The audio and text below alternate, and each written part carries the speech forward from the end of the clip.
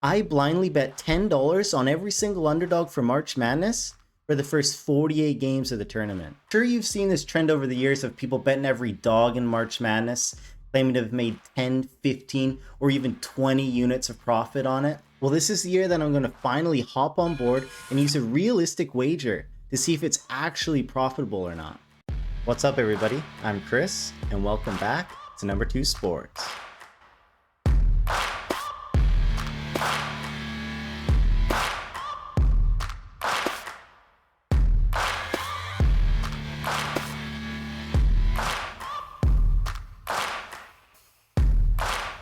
All right, so let's go. Let's start placing all these dogs here. So we got Crichton, High Point, Montana, whoever SIU Edwardsville is. This game's grayed out for some reason, so we'll have to look back later or tomorrow morning to get it.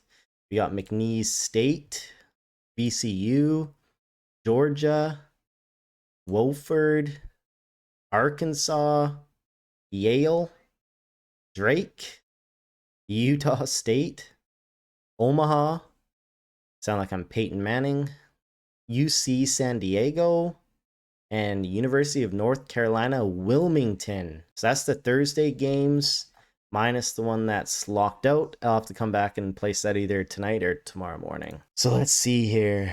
I love looking at it as the parlay. That's how you know it's how it's a good bet. Okay, so we're gonna do it as a straight bet. 15 games.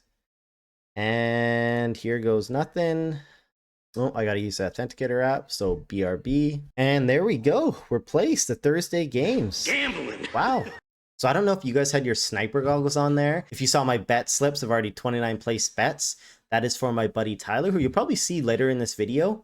He wanted to do the same thing as me. He just doesn't have an account with Bet365, so he transferred me the money, and I placed the same ones for him as well.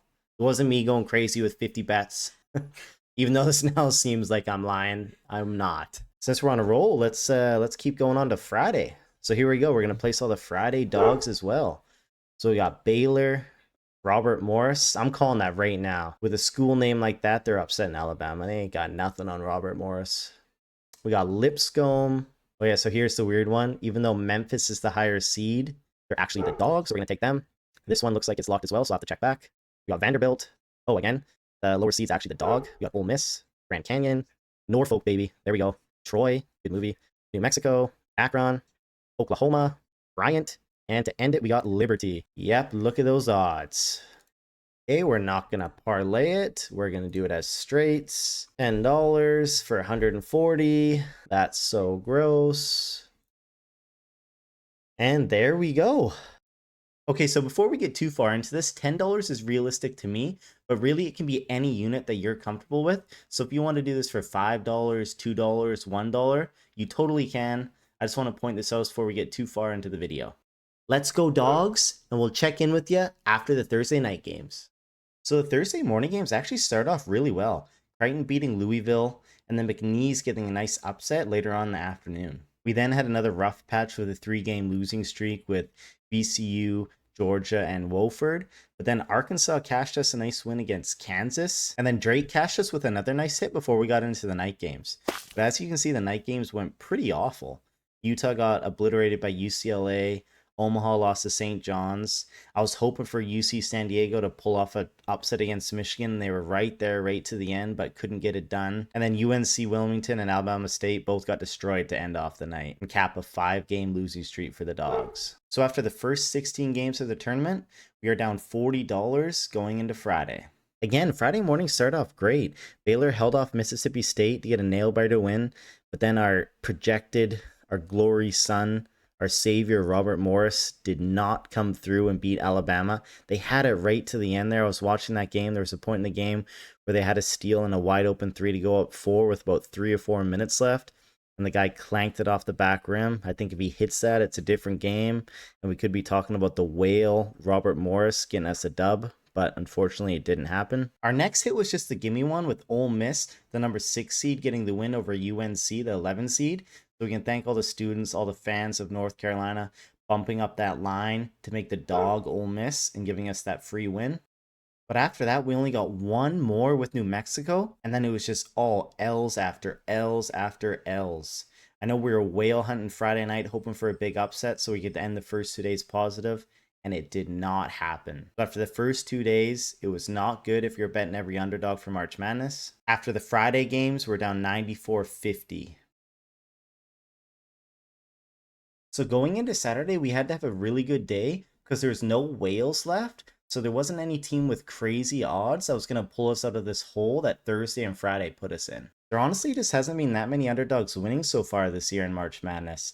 And I know people that love a good Cinderella story with these 15 seeds, 14 seeds making it to the second or third round are saying this has been one of the worst tournaments in recent memory. And I can't disagree with that. I don't even really remember too many games coming down to the last shot, let alone a buzzer beater. So hopefully going into the weekend, we get some close games, get some dogs winning, and hopefully try to break even at least. So surprise, surprise, Saturday wasn't much better at all. We had a UCLA loss, a Gonzaga loss, BYU won, but they're only 2x, Brighton loss, Drake loss, Michigan won at a 2.3x, Arkansas was our best hit of the day at a 3.5x.